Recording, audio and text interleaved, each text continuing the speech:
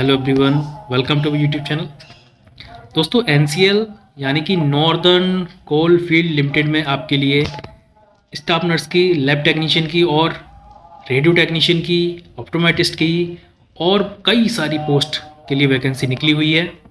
Salary आपकी 1 lakh plus रहने वाली है, क्योंकि इसमें बेसिक पे ही आपका 48,000 प्लस है। सारी परमानेंट पोस्ट हैं जो यहाँ पे आपको दिख रही हैं। कुछ इसके अलावा और पोस्ट हैं जो कि कॉन्ट्रैक्ट बेसिस में हैं। चलिए पूरा नोटिफिकेशन आपको दिखाते हैं और बताते हैं। तो दोस्तों, जैसा कि आप देख सकते हैं स्क्रीन पे, एनसीएल नॉर्दर्न कोलफील्ड लिमिटेड में ये वैकेंसी निकली हुई है आपकी। लिमिटेड देख के आप ये ना समझिएगा कि ये प्राइवेट वैकेंसी हैं। ये सारी जो हैं वो आपकी सेंट्रल गवर्नमेंट की कंपनी है एनसीएल। ये जो वैकेंसी रहने वाली है, इसकी लोकेशन जो है वो आपकी सिंगरौली में है, जो कि आपका मध्य प्रदेश में पड़ता है। सारी पोस्ट के बारे में डिटेल में बताऊंगा आपको। बहुत अच्छी पोस्ट है। अगर आप अप्लाई करना चाहते हैं तो 9 तारीख यानी कि 9 अप्रैल से आप इसको अप्लाई कर सकते हैं और 1 मई को रात के 12 बजे तक आप इसमें अप्लाई कर सकते हैं। आगे चलते हैं तो आपको दिखाते हैं। सारी प्रोसेस जो है वो आपकी ऑनलाइन होगी। ऑनलाइन ही आपको अप्लाई करना है। अब यहाँ पे मैं आपको पोस्ट दिखा देता हूँ। तो यहाँ पे आप जो देखेंगे, ये जो पोस्ट है ऊपर देखने को मिल रही है, डंपर ट्रेनी या operator, grader, dozer, crane operator, ये सारी आपकी कॉन्ट्रैक्ट बेसिस में। और अगर कोई आपकी जानने वाला इसमें अप्लाई करना चाहता है एज ए परमानेंट और ट्रेनिंग, तो इसमें अप्लाई कर सकते हैं। अब आपके काम की जो है वो इधर है। यहाँ पे देखिए स्टाफ नर्स की कितनी वैकेंसी हैं, 47 वैकेंसी हैं। आप देख सकते हैं स्क्रीन पे 47 है। फार्मासिस्ट की वैकेंसी 4 हैं आपकी। टेक्नीशियन यानी एमएलटी की जो वैकेंसी है वो आपकी 12 वैकेंसी हैं। डेंटल के लिए आपकी 2 वैकेंसी हैं। फिजियोथेरेपिस्ट के लिए 4 वैकेंसी हैं और रेडियो टेक्नीशियन की भी आगे आपको वैकेंसी देखने को मिलेगी। यहाँ पे आप देख सकते हैं technician, optometry, radiographer, ECG technician, इन सभी की पोस्ट हैं। जो ऑप्टोमेट्री है उसकी 1 है, रेडियोग्राफर की 3 पोस्ट हैं, ईसीजी टेक्नीशियन की टोटल 2 पोस्ट हैं। ऐसे करके आप देखेंगे तो 75 पोस्ट के लिए ये नोटिफिकेशन निकला हुआ है। और इसके अलावा भी कुछ पोस्ट हैं जो आपसे रिलेटेड नहीं है। क्वालिफिकेशन के बारे में बात करें तो क्वालिफिकेशन में आपका, अगर स्टाफ नर्स की बात करें तो 10+2 यानी आपने 12th किया हो।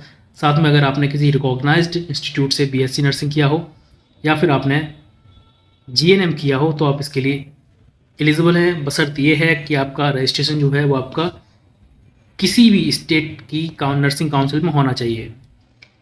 सेंट्रल गवर्नमेंट की है तो किसी भी स्टेट में आपका रजिस्ट्रेशन होना चाहिए बस।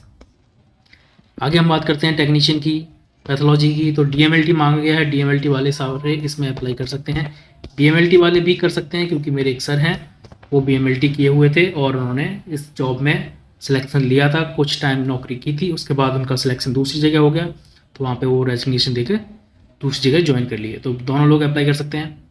रेडियोग्राफर की हम बात करें तो वहाँ पे भी ये डिप्लोमा मांगा गया है। डिप्लोमा यानी कि जैसे बीआरआईटी होती है ऐसे ही उनका डिप्लोमा होता है और बीआरआईटी वाले भी उसमें अप्लाई कर सकते हैं, जहाँ तक मुझे पता है।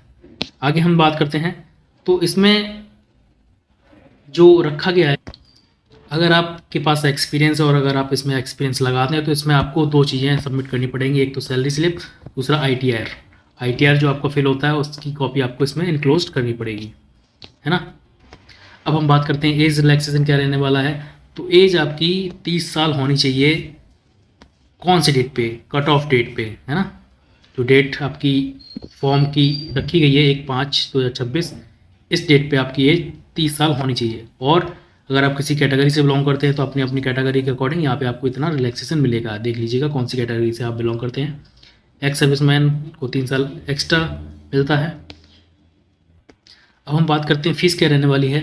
तो जो भी कैंडिडेट जनरल कैटेगरी या ओबीसी या फिर ईडब्ल्यूएस कैटेगरी से बिलोंग करते हैं तो उनकी फ़ीस जो है वो आपकी 1180 रुपये रहने वाली है। और जो लोग एससी, एसटी, पीडब्ल्यूडी से बिलोंग करते हैं उनके लिए फॉर्म फ्री ऑफ कॉस्ट रहने वाला है। जो भी कैंडिडेट पैरामेडिकल के लिए फॉर्म फिल कर रहे हैं उनके लिए सिलेक्शन प्रोसीजर क्या रहने वाला है।